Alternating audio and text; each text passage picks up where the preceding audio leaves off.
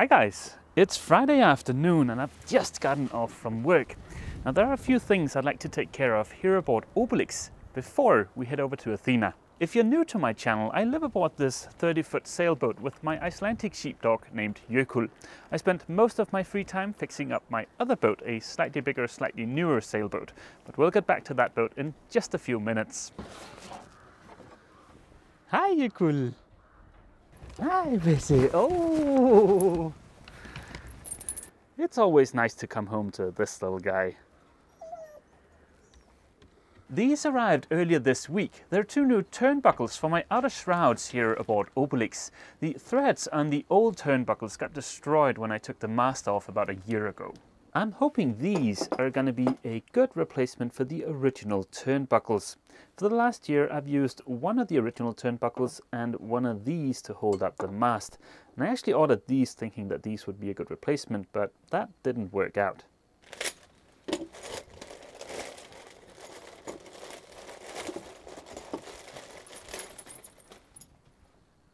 It looks like this might work out. Let's go outside and find out. If you're wondering why I haven't replaced these sooner, well, it's simply just because for the past year I've had no working engine here aboard Obelix, and besides I've been way too busy with the refit aboard Athena to go sailing. But with a little bit of luck, I should have a working engine here aboard Obelix sometime this weekend. But let's go ahead and see if these will fit. Of course, it's always nice to have a little helper. Ja, du er dygtig. Du er så dygtig, Gas. Det er du. Du er så dygtig. Du er så dygtig. Hede.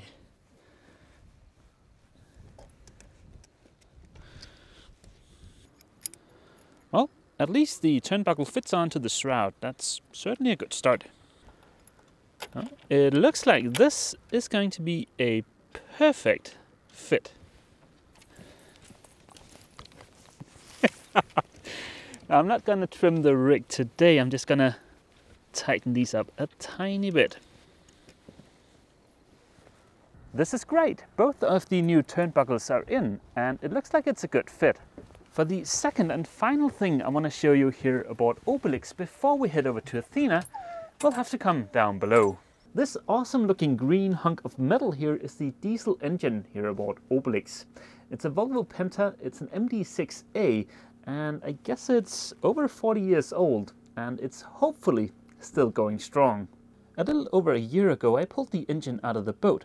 It had developed an oil leak, and I have since then had some seals replaced and some other stuff, and it's also got a nice fresh coat of paint. In fact, the only thing that's missing for this, at least in theory, to be able to run, is a couple of V-belts. And this should contain a couple of V-belts that'll hopefully fit. I actually thought these came in sets of 2, and that's why I said I was missing a couple, but I already had one, and well, here's the other, and they should be the exact same size, so let's see if this will fit.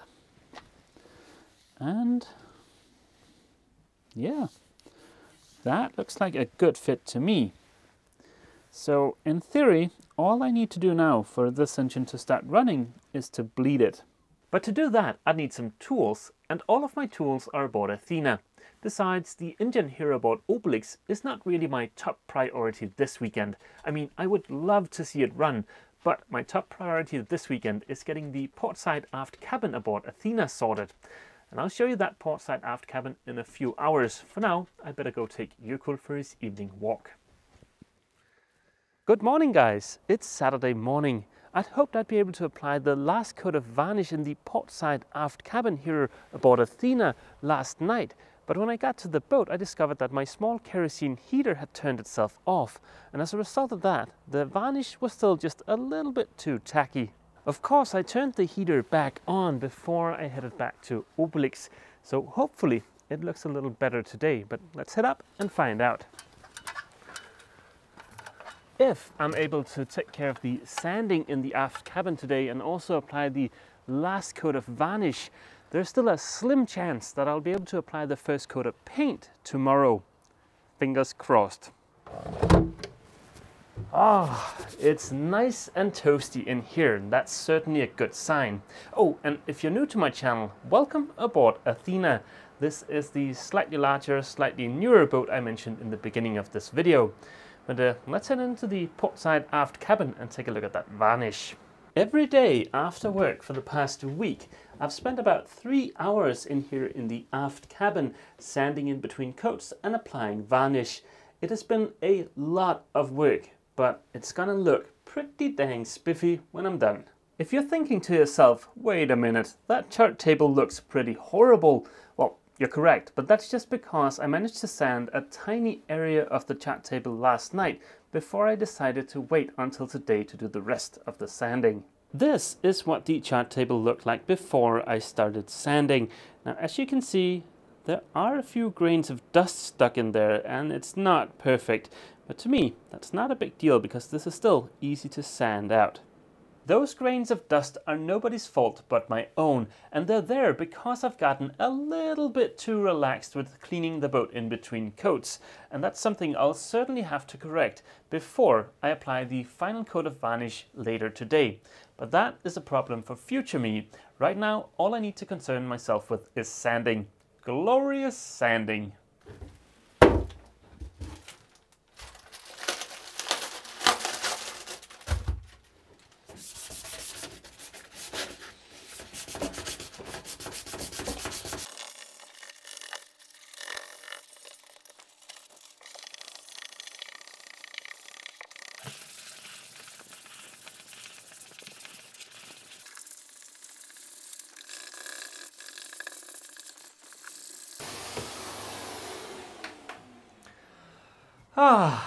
On video, it looked like this took mere seconds. In real life, it took just about 3 hours. But I am finally done sanding and I'm almost done cleaning. I'll just finish up with the vacuum and then I'll wipe down all of the surfaces in the aft cabin. This is what the aft cabin looks like after all of that work. It's a little bit easier to show you on this surface here because I can tilt it so that the light will reveal any kind of defects. But as you can see, it's a nice, flat, smooth surface. Perfect for that last coat of varnish. I've just noticed that there are some hairs here from yoghurt just clinging to this rough surface here. Now I don't want those to drop into that final coat of varnish, so I think I'll just wrap all of this in plastic.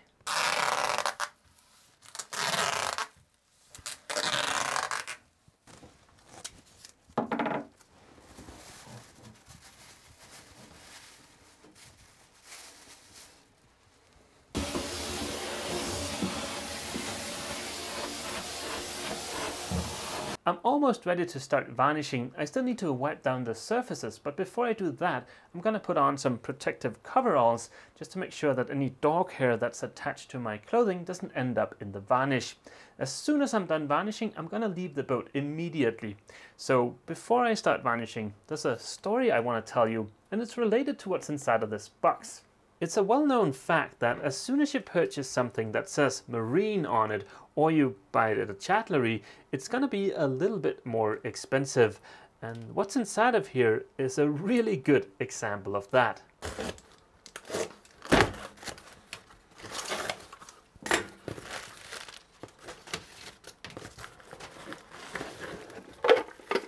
If you've watched some of my other videos, you might be aware that I'm just about to start rewiring both the AC and the DC here aboard the boat. And these are all things I need for that. This is an IP65 rated enclosure, and this is an RCCB and a small meter. Let's ignore this little meter for now. This doesn't really have anything to do with this story, but if you're curious, I'm gonna install this here aboard the boat so that I can log and monitor my shore power consumption, and this is gonna be pretty neat, but we'll get back to this in a later video. Let's get back to these two items here because that's what the story is actually about.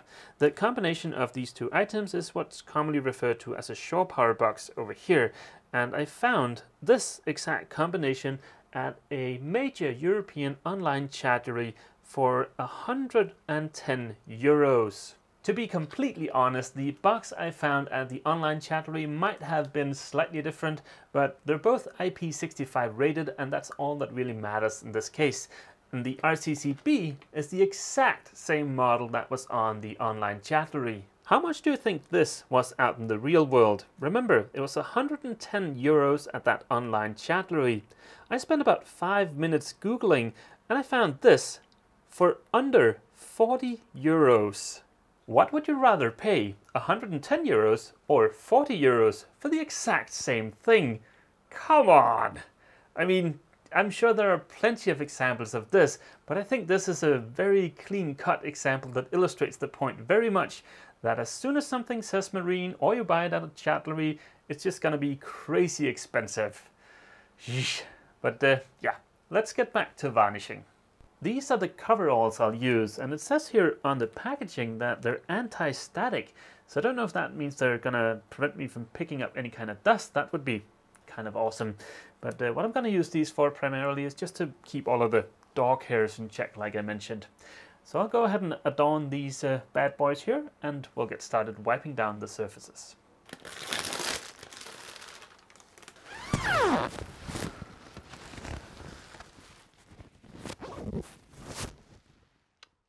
Well, that's kind of cool. Not only do they keep the dog hair in check, they also keep my luscious mane from ending up in the varnish. Now, let's get to those surfaces. First, I'm going to wipe down all of these surfaces in here with a bit of alcohol and a clean rag, just to get rid of any grease. Then I'm going to go stir the varnish and get everything ready. And then immediately before applying the varnish, I'm going to wipe down everything with just a dry, clean rag, just to get rid of any little dust grains that have settled.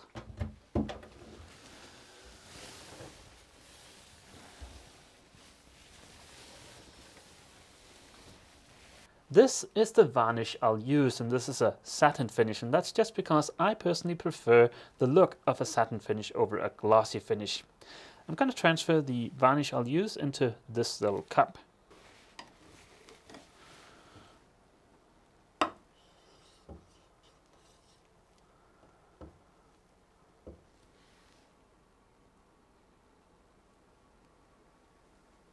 I've got a little bit of an experiment going on here. These are two different kinds of brushes. This one is a lot more expensive than this. In fact, I think you can get 10 of these for the same price as one of these. And I'll use this cheap one on this piece here, because you're not really going to be able to see this piece. So it doesn't matter if the finish is a little bit off.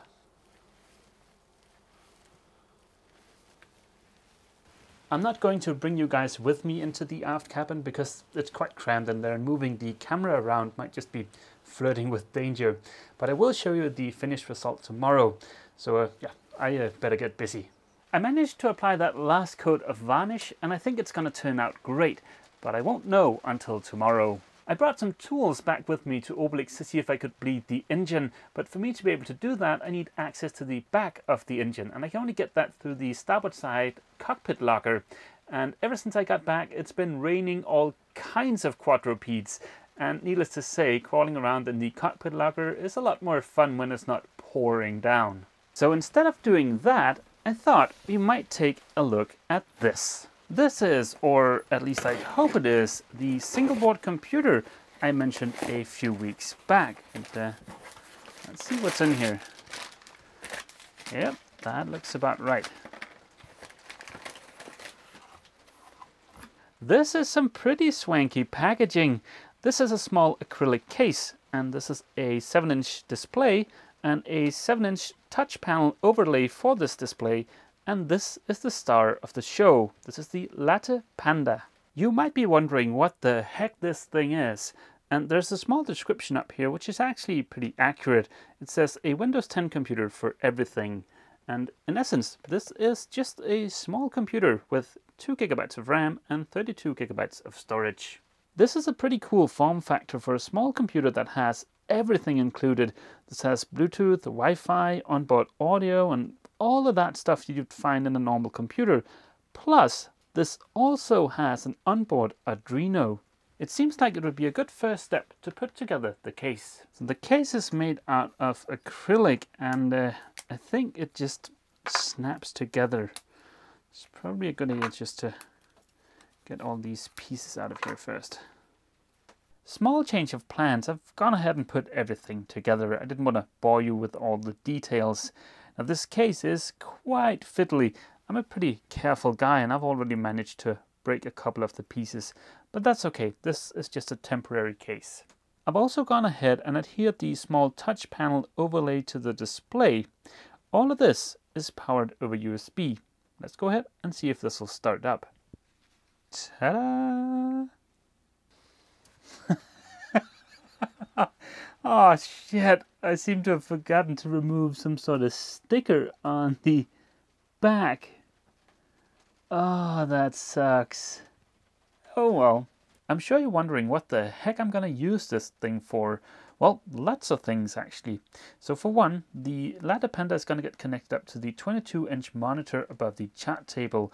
And on that I could, for instance, run OpenCPN. So that would be kind of cool, right? And then I plan on mounting this small 7-inch touchscreen somewhere near the galley because it might be cool to have somewhere to look up recipes and stuff like that. And also, I plan on connecting this up to my Signal K gateway, which means this will be able to display any and all NMEA 2000 data from aboard the boat.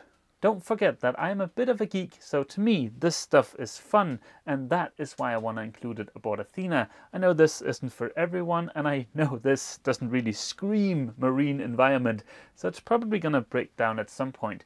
But hey, for as long as it lasts, I can have fun with it. As for my reasons for choosing the LattePanda, well, I knew I wanted a small, lightweight, low power consumption computer to run stuff like OpenCPN, and I figured why not choose one that has a built-in Arduino, for instance. That might be cool because I like to play around with Arduino stuff. So yeah, I think I'm gonna have a lot of fun with this piece of hardware, and who knows, some of it might even make it into a video. Good morning guys, it is Sunday morning and I am super excited to see how that Varnish is doing in the aft cabin. Whew. It's like a frickin' sauna in here. So there's a good chance that Varnish is ready to go. Looking at my kerosene heater, it's 24 degrees Celsius in here, which is apparently a sauna to me. Let's start out by just taking a quick peek at this little test piece from yesterday. This is nice and smooth. If the rest of the aft cabin looks like this, I'll be very pleased. That cheap brush did a pretty good job. I mean, it's not perfect, but I think that's my fault and not the brush. For instance, right here, I've gone a little bit light, and if I tilt this just right, you might be able to see. Yeah, there it is. But once this has been installed, you won't see that, so that's okay. And what about the aft cabin, you might ask? Well, from looking around, I think everything looks good and everything feels great, so I think we're good to go. But before I apply that first coat of paint, let's just take a quick look at this. The astute will note a slight color difference between this and the freshly varnished part of the chart table, and that's of course because this hasn't been varnished yet, and there are two reasons I haven't done that. For one, I ran out of space, I had nowhere to put this, and also this has a tiny bit of damage. On the back edge there's a piece of trim here that has split, and it also feels like the plywood has a little bit of delamination, but this should be easy enough to fix with a bit of epoxy. I've opened this up a bit so that I could see what's going on in there, and there obviously is a bit of delamination in the plywood here. Let's see if I can't get some epoxy in there, clamp everything down, and just cross our fingers that that'll hold.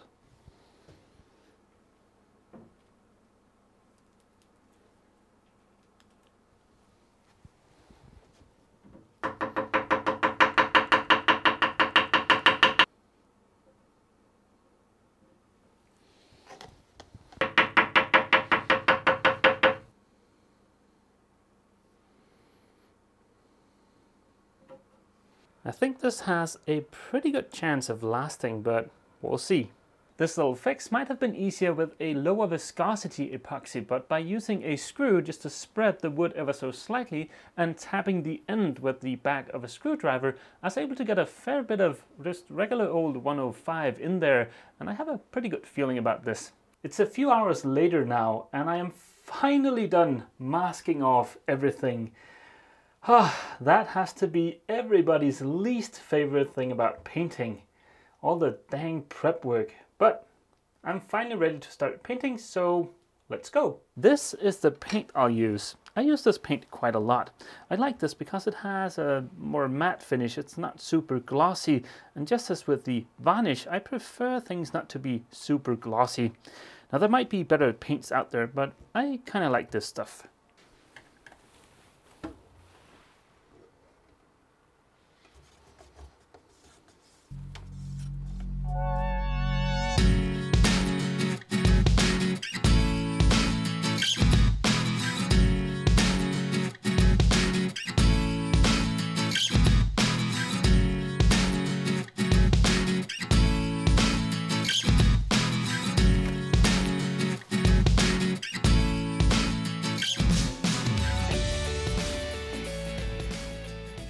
First coat of paint, check. Now I'll show you guys the finished result next weekend.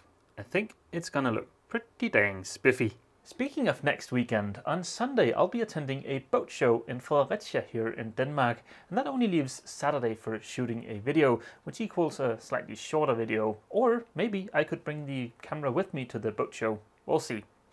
Anywho guys, I better get busy editing and rendering this video so that I can publish it tonight. So that is gonna be it for this video.